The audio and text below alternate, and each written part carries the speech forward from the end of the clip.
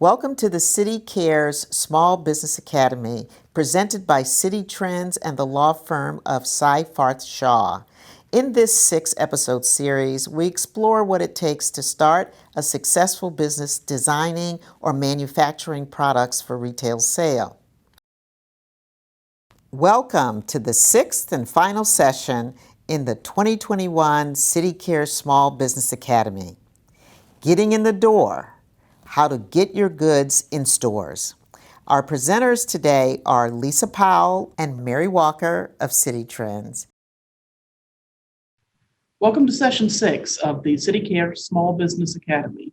Today's topic is getting in the door, how to get your goods in stores. Our guest presenter today is Lisa Powell, the Chief Merchandising Officer of City Trends. Lisa, thank you for joining us today, and we appreciate the time and expertise you're lending us. Can you tell us a little bit about your background and your experience in this position? Hi, Mary. Thanks for having me. I'm Lisa Powell. I have been in the retail industry for almost 30 years.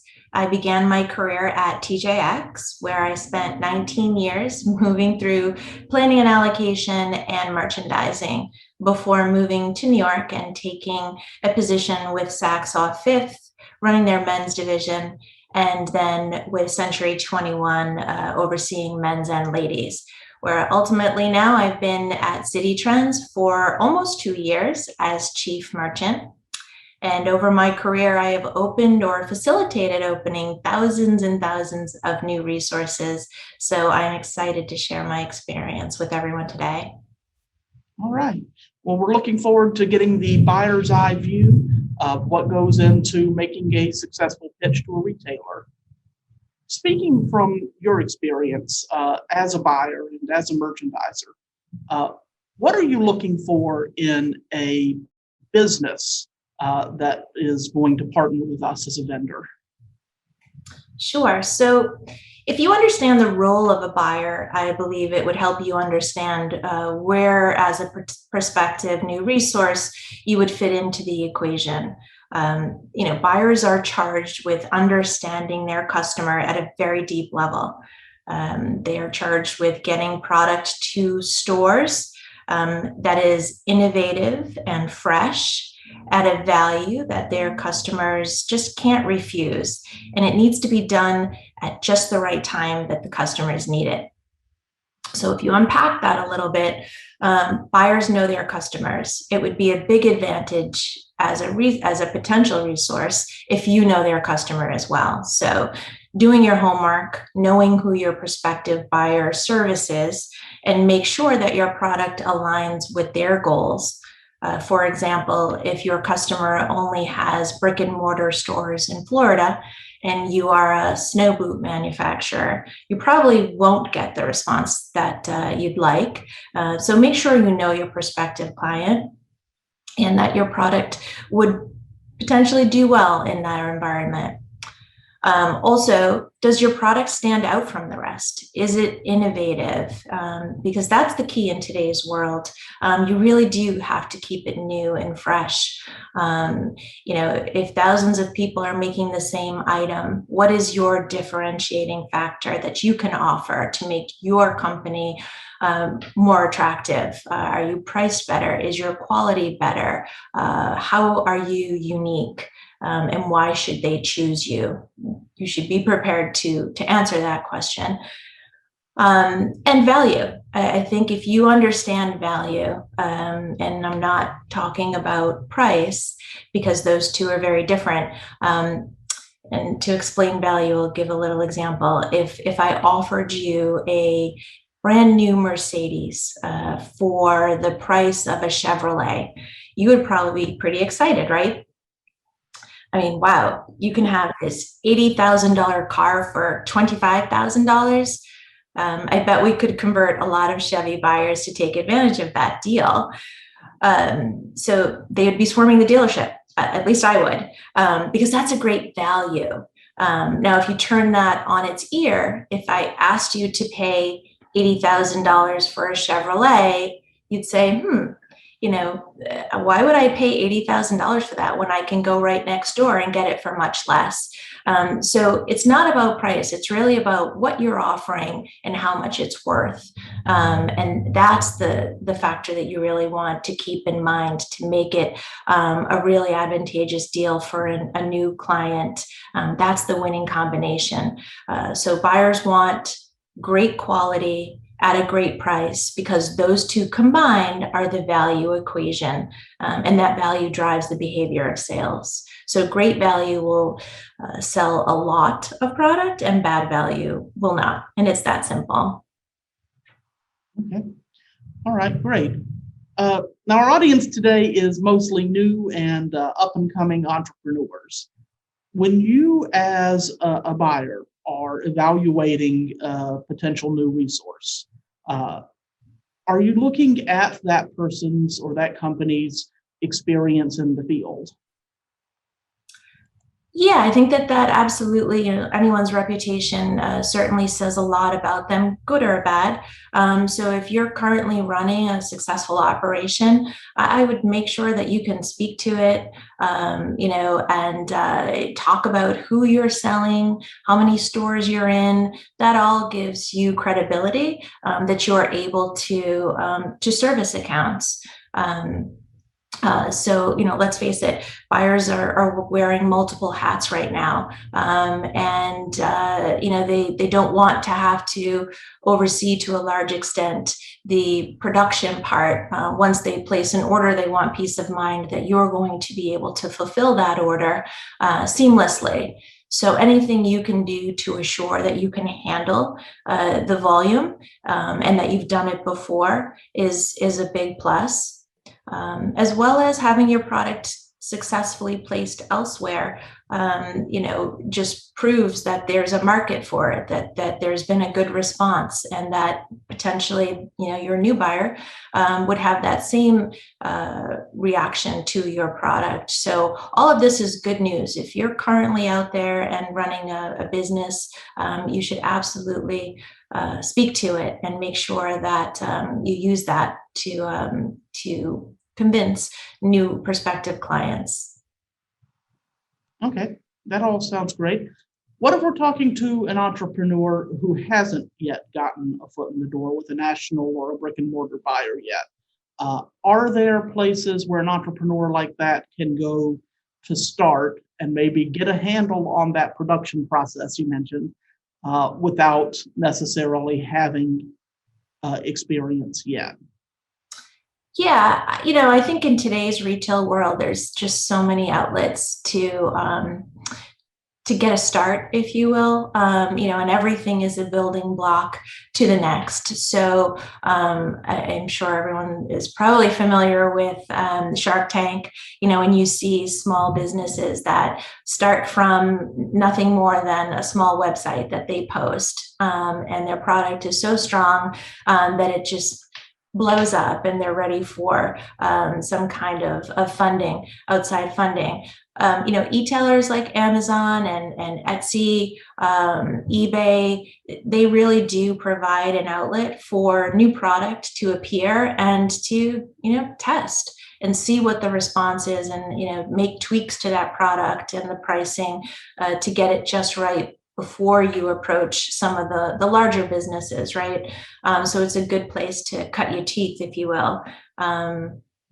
So I would be honest about how much you can handle, and how big of a scope you can handle at the current time. And a small website or, an operation like Etsy might be a good place to start, to work out the kinks, if you will, as you build to bigger resources. And you mentioned testing, and that's all of us remember, middle school science and the scientific method. You have your hypothesis, I can sell this. You have your experiment, you try to sell it.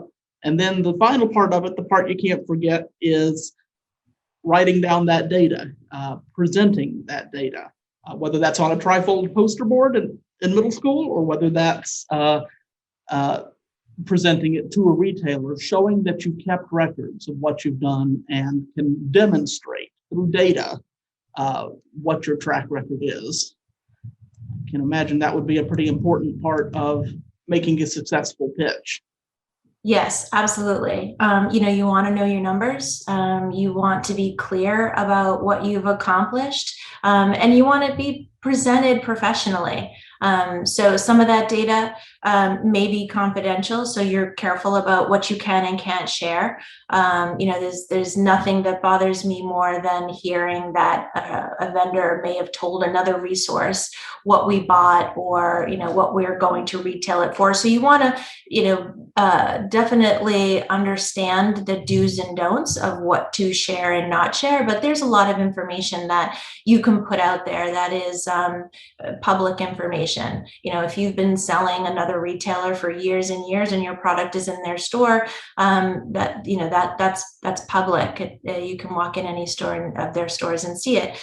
So I would absolutely have a good pitch and have all of the key factors, that how many units you've been able to produce over the last, say, 6 months or 3 months, however long a period you want to speak to. But that you've been able to deliver on time, that you've had 50, 60, 70% sell-throughs, you've had reorders. All of these things really speak to building the confidence of a new prospective client, that they can believe in your product and your ability to service it. Okay. What about motivations? If you're a vendor making a pitch to a retailer, is it helpful to talk about why you've picked that particular retailer?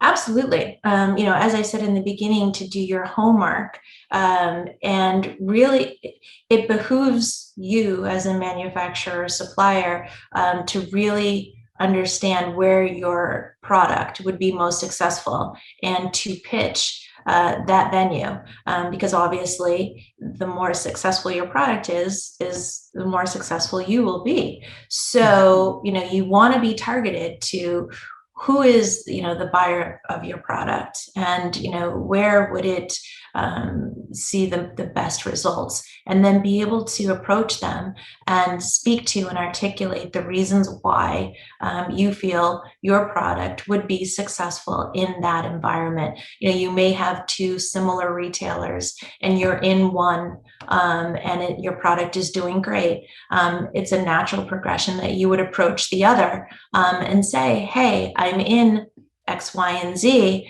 which is, I believe, a similar format or a similar customer that you service. I believe that this product would do well for you, and here are the reasons why.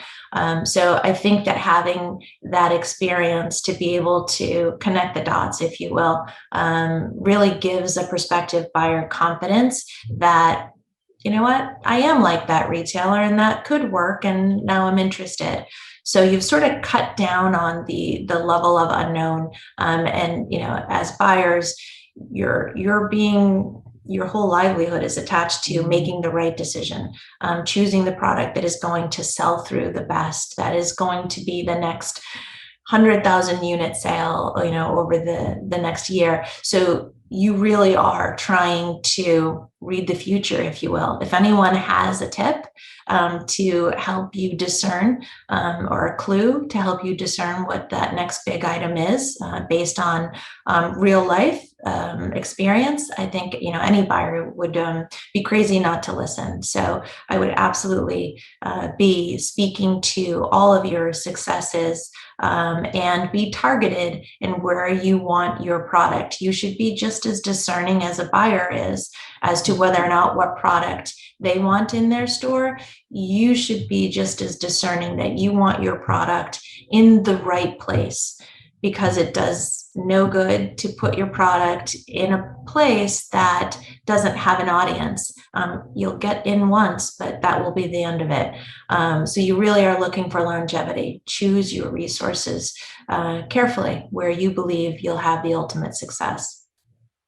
We talked a few sessions ago about the process of developing a business plan and the market research, and the homework that you have to do to write a cohesive business plan. Does any of that come into play again when you're pitching to a retailer? It does. I mean, obviously, as a retailer, you're walking into a situation where you want to be assured that that there was a plan and that the plan is being executed at a high level.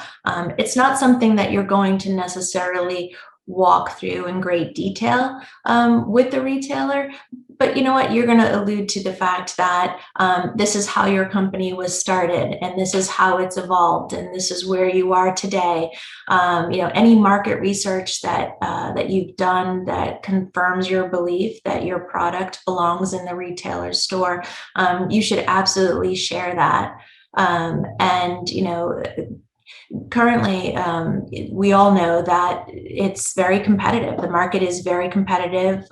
There's a lot of different places that people are buying goods, in many different trade shows, off of other retailers even. So there's just a wide scope of product availability, at least for how we're looking at the market.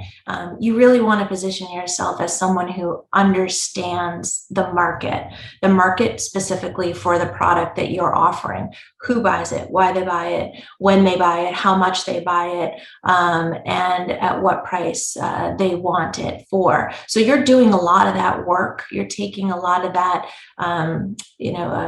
investigative or research work off of the buyer's plate by having done that. And so presenting your business plan and the reason why you are producing this product will, like I said, only garner good things from the retailer if you can get their ear and really explain it in a succinct and incredible way. All right, so question. You've gotten that foot in the door to get an interview with the buyer. You've talked about your market research and your awareness of the customer. What other kinds of questions are you as a buyer going to have about the ability of a potential vendor to bring a product to market? Well, we have almost 600 stores, Mary. And so, certainly one of the questions that we start with is, can this resource service a chain of that size? So I think of it as a progression, right? I think every little boy that plays in Little League has a dream to go pro, or every little gymnast, that wants to be in the Olympics. And so, you start in a place of infancy, and you build on that through your career. When you're talking with retailers that have hundreds and hundreds of stores, you're in a bigger pond, if you will. You're in the bigger leagues. So one thing that, we're very cautious to ask is if a resource has the ability to service orders for a large group of stores, maybe not 600, but half the chain, a third of the chain. So we are, definitely looking for resources that have done it before, have successfully bought the materials, put them together, have been able to, add value services to those products, have shipped them in a timely manner, and then ultimately seen success at retail. So, as buyers, we're looking for, first of all, is the product new and fresh and innovative? Is it an attractive value equation for me and my company? And then lastly, can this resource service a business the size of my business? All right, thanks. So when we're looking then at a potential vendor partner, do we expect that vendor to be providing a complete, ready-to-sell product delivered to our doorstep? Or do we expect to do any of the packaging or labeling or shipping on the Citi Trends side of things? we all know that it's competitive. The world is competitive. So the more value added services that you can add as a manufacturer, the more attractive you're going to be to a buyer. So things like design services. Many companies, even though we're quite, we're a decent sized company, we're still growing. And so design services, we haven't built out design services in-house. So we rely on our manufacturers to really do a lot of the product designing. So if a manufacturer has that capability, they are more attractive than someone that does not have that. Same with, let's say, pre-ticketing. That's a value-added service that gets goods through the distribution center faster. So speed is key in today's world. If you, as a manufacturer, have the ability to pre-ticket your product, that's more desirable to us. There's a cost savings and an opportunity cost that those goods will get to our stores faster because we don't have to put manual work towards ticketing it. As far as the packaging, there'll be an exchange of conversation potentially as to do we want goods bagged or boxed, and what the options are. The buyers like choices because they have history, right? If they've sold goods well in box formats, that may be somewhere they lean to put goods in a box. If they haven't, they may say, I don't want anything in a box. I'd rather it be freestanding. So those conversations can happen. And the more choices that a buyer is offered, the more they can apply their knowledge because they have years and years of knowledge as to what our customer has responded to. So, it's in their best interest to work with the manufacturer to get the product just right and do an exchange of information. So the manufacturer can explain what they've had success with, and then the buyers on our end can explain what they've seen success with, put these two things together and really create a product that we anticipate will be perfect for the Citi Trends customer in this example. So the more options that a manufacturer can offer and the more value added, another one I'll give you is direct ship to stores has become, a big focus right now as the supply chains have become more challenged in the macro environment of what's happening in the world right now. Anyone that has the ability to ship from their warehouse directly to our stores is seeing more success with getting new orders because that is, like I said, it's value added to be able to get the product to our stores faster instead of having to go through the traditional route of writing the purchase order, having it go to our central facility, be touched at that point to be sent to stores on another truck. All of that is time, and in business, time is money. The saying is true. So again, if anything that you can work on as a manufacturer to provide services will make you more attractive to any potential buyer. And a lot of that seems to speak to just the speed of fashion. We talk about the speed of business from time to time, but fashion's got its own timetable, and it's important that we keep goods that are fresh and haven't gone stale and appeal to what the customer wants in the moment.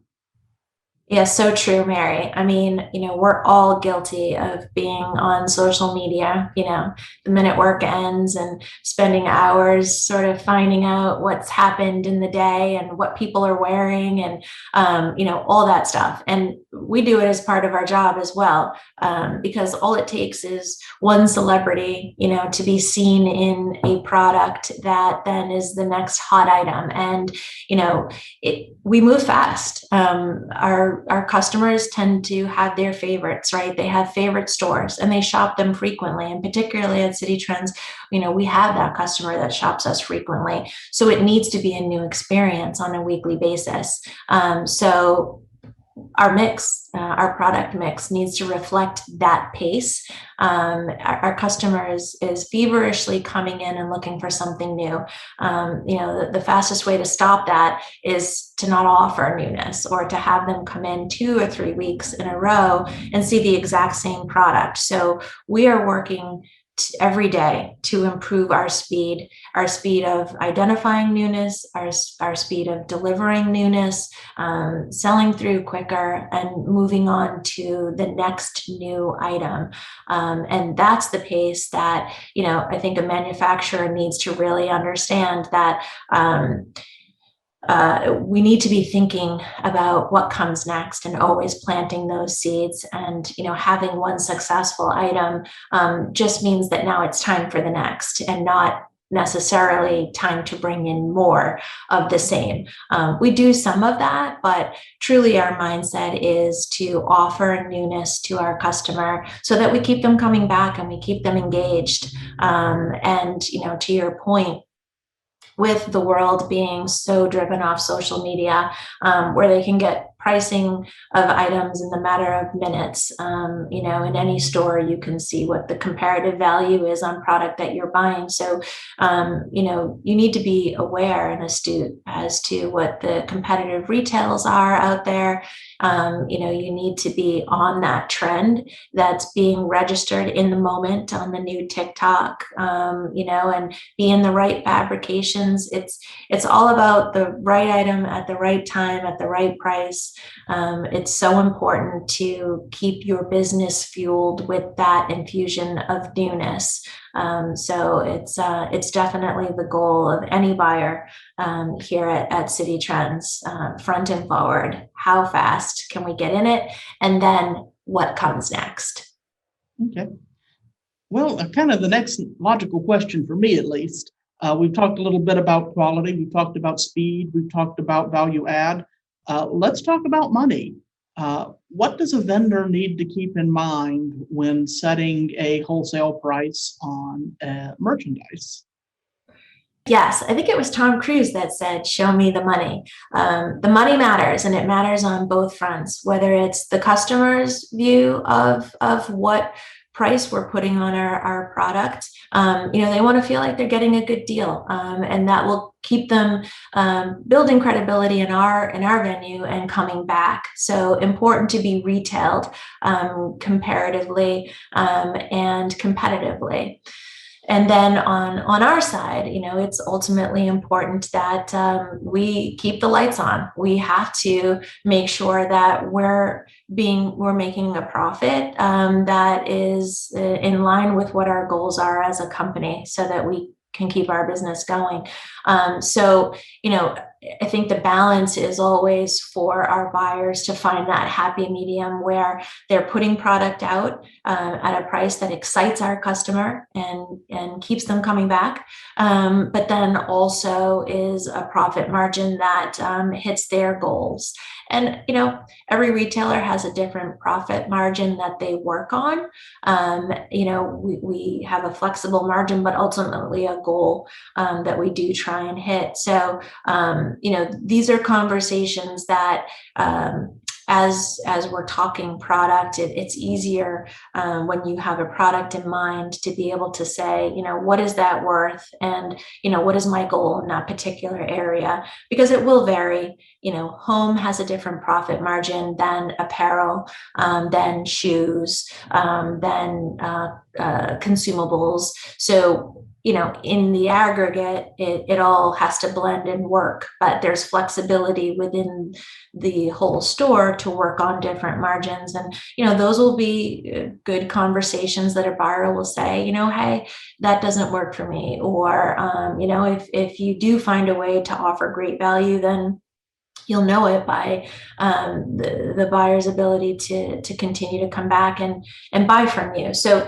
the money matters for sure, and it's a back and forth to find what we call is a win-win.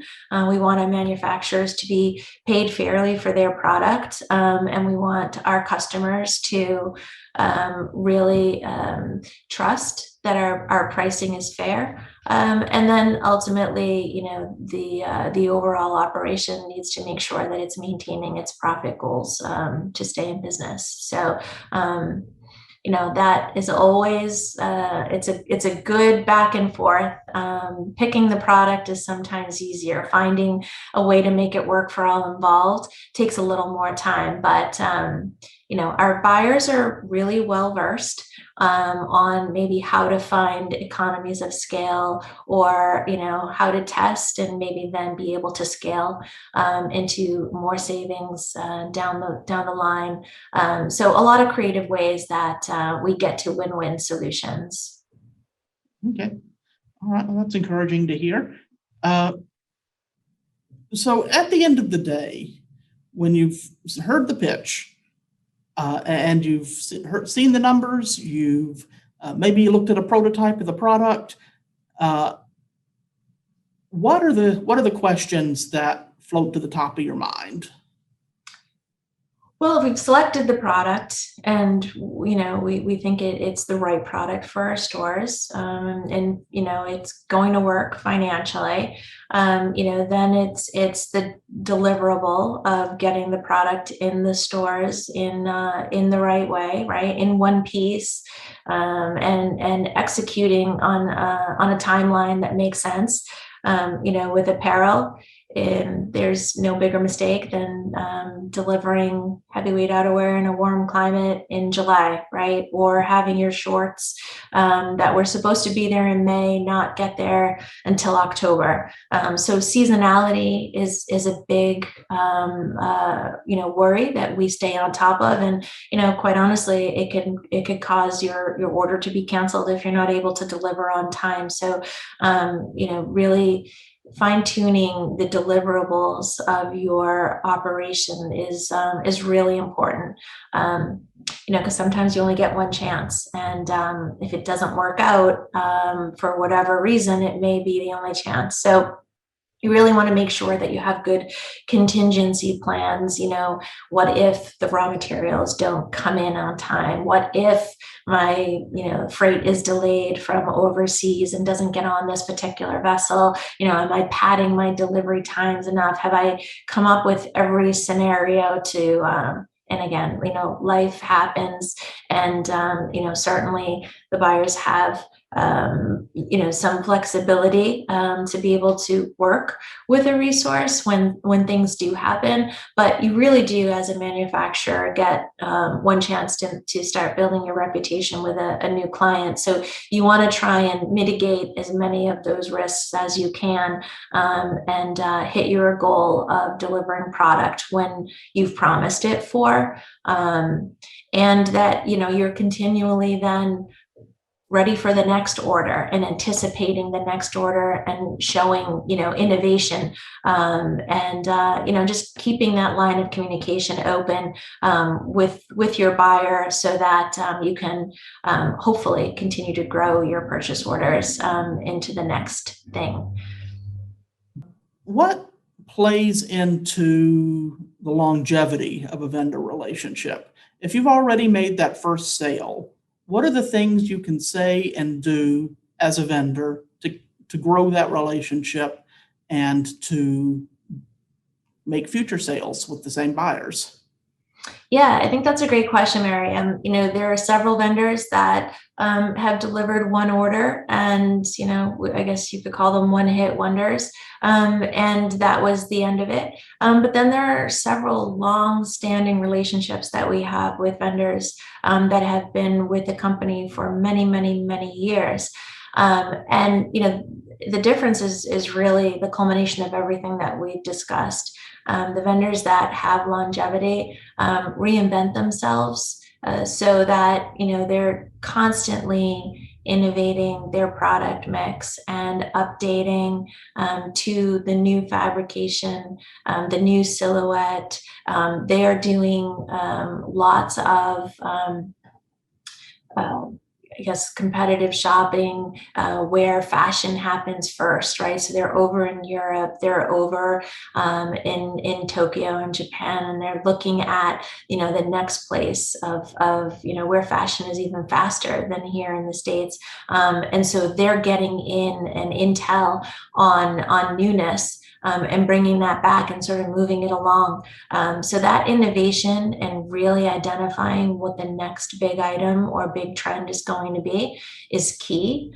And it takes a lot of work off of the buyer to be able to have that insight to product develop and identify trends further out.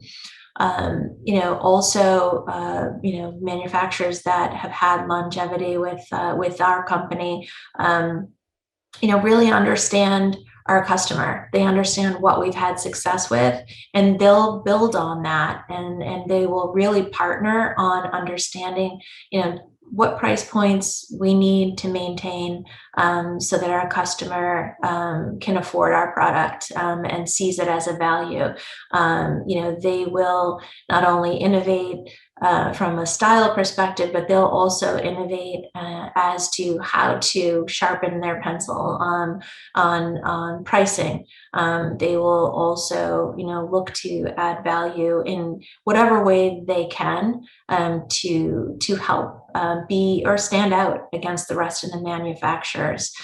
So whether it is, as I said, drop ship to stores or pre-ticket for us, a lot of times they'll invite us to go to their warehouse. They do, walkthroughs where if they had other product that other retailers are taking advantage of, it may be something that, they'll show us and ask if we would want to test something new or a completely different product category. So they really work as partners with us to, equally try and move our business along. Because again, if we're successful, they're successful. So it behooves them to offer more, key classifications, to give us more insight as to what is resonating with other retailers, and give us an opportunity to test into it and see if it resonates with our customer. So they're always thinking about our store and our customer, and how they can help make Citi Trends a better place. And like I said, in turn, we build this partnership where together we come up with great ideas and continue to innovate our business together. Okay. Well, that sounds awesome. I mean, we've talked in previous sessions about the importance of having market research and a business plan. But it sounds like it's not a one and done thing where you do the research and you understand the market and you never have to look at it again. No, not at all. I mean, you're constantly looking at it, and things change so fast from a fashion perspective. And whatever's happening in the world generally has some effect on the product. I mean, we're coming out of a pandemic. Our product mix shift completely during the time of when the world was shut down. What our customer was looking for. So we had to pivot really quickly into comfier clothes, more comfortable shoes, or more slippers, quite honestly, more home product. So things that happen in the world on a day-to-day can really influence what you need to make a shift in your mix with. So having a stable of vendors that work closely with you and understand your store is key. And you can call on them and make those pivots quickly, because again, it's all about that speed and delivering what the customer wants when they want it. If it took us 8 months to get into loungewear during the pandemic, we would have missed a big opportunity, and our customers would have been coming looking for something that we weren't supplying, which you're letting your customers down. So it's really about looking around the corner and understanding what you'll need at that moment, and gearing all your efforts to that. And you're going to miss sometimes. There are times where we miss a moment or we miss a trend, but you try and keep those down to a minimum. And the test and react is a great model where we've been able to, let's say, start a product in a small group of stores, and then expand larger. That mitigates some of the risk than bringing in hundreds of thousands of units and having it not be the right item. So yeah, innovating your mix and looking, like I said, into the future as to what is going to be needed, and delivering at that time is really one of the keys to staying ahead in today's retail climate. And it's interesting to hear you talk about test runs and getting maybe some experiments rolling. Anytime I'm sure we contact with a new vendor, there's an experimental aspect to it. There's an aspect of needing to maybe test things out a little bit before we get up to full scale. For some of our smaller and newer listeners in the audience, what are some possible experiments they can suggest to get a foot in the door if they're not ready to supply all 600 stores just yet? What are some maybe beginnings they can make? We get this question a lot, because a lot of very small manufacturers, would love to get their product in a chain of our size.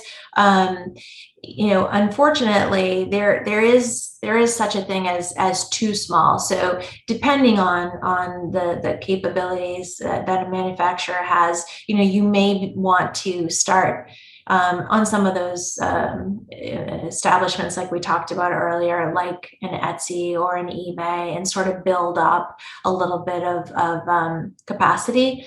We have almost 600 stores. And to me, that's almost 600 opportunities to try something in. But, we have to be careful because there's a lot of work that goes into a single store test. And it's probably not realistic to think that we could do many, if any, of those types of tests. When I say tests, we typically look, on a minimum of 40 to say 50 stores that we would test a product in.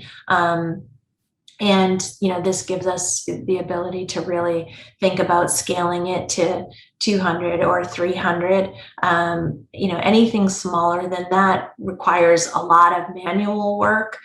So it's infrequent that we would do anything that's really small. So, again, all of this depends. It depends on what the product is, what the manufacturer's ability is to maybe help, and there are exceptions. But we typically would like to start with 40 to 50 stores that we test product in, get a read, and then we would scale up from that point. Is there anything else you'd like to add today? Well, my last parting words, I think, would be to just stay genuine. Look to land your product where you believe it has the best chance of success. Ultimately, the more successful you make your new prospective buyers, the more successful they will make you. So the only way we're going to succeed is if we do it together. I would just stay true to your brand, and best of luck to you all. All right. Thank you so much for joining us today, Lisa. Really appreciate the experience that you bring to the topic, and hopefully we can see the beginnings of some beautiful relationships here. Thanks, Mary. Thank you for joining us for this session of the City Cares Small Business Academy. This presentation has been prepared by Citi Trends and Seyfarth Shaw for informational purposes only.